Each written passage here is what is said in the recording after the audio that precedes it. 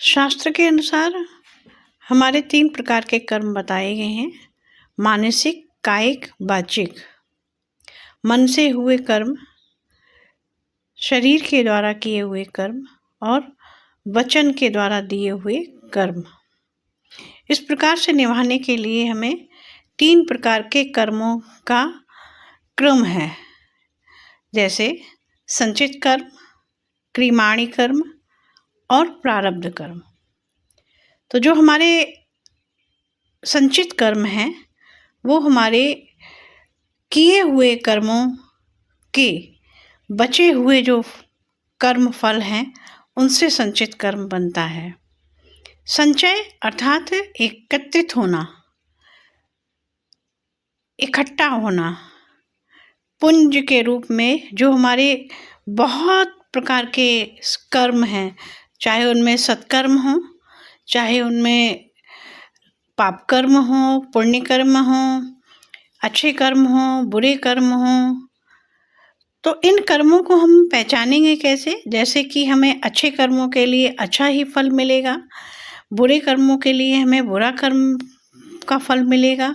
किंतु उन कर्मों के लिए अभी जो किए हुए कर्म हैं, वर्तमान के समय जब हम कर्म करते हैं वो हमारा क्रियमाणी कर्म है। उन कर्मों से जो फल बनेगा वो आवश्यकता नहीं है कि अभी तत्काल हमें वो कर्म का फल मिले, वो संचय हो सकता है।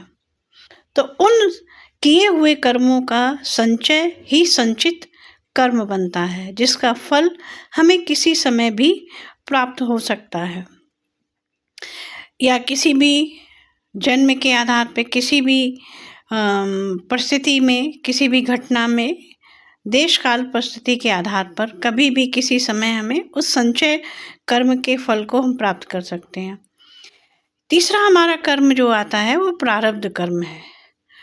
किए हुए कर्म क्रियमाणी, वर्तमान में जो हम कर्म करते हैं उन कर्मों से बचे हुए जो हमारे संचित कर्म हैं उनका जो प्रारब्ध कर्म घटा है, यानी कि वो किसी परिस्थिति के आधार पर हमारा कर्म शेष बचा है, तो कहीं न कहीं वो जाके प्रारब्ध कर्म में बनता है। इसलिए कर्मों की खेती, कर्मों की फसल हमें काटनी ही पड़ेगी, चाहे वो हम प्रारब्ध के रूप में काटें या फिर संचित उनका फल हमें प्राप्त हो। कि जब हम अभी इस समय बोध होश में हों तो हमें अपने कर्मों का विशेष ध्यान देना चाहिए।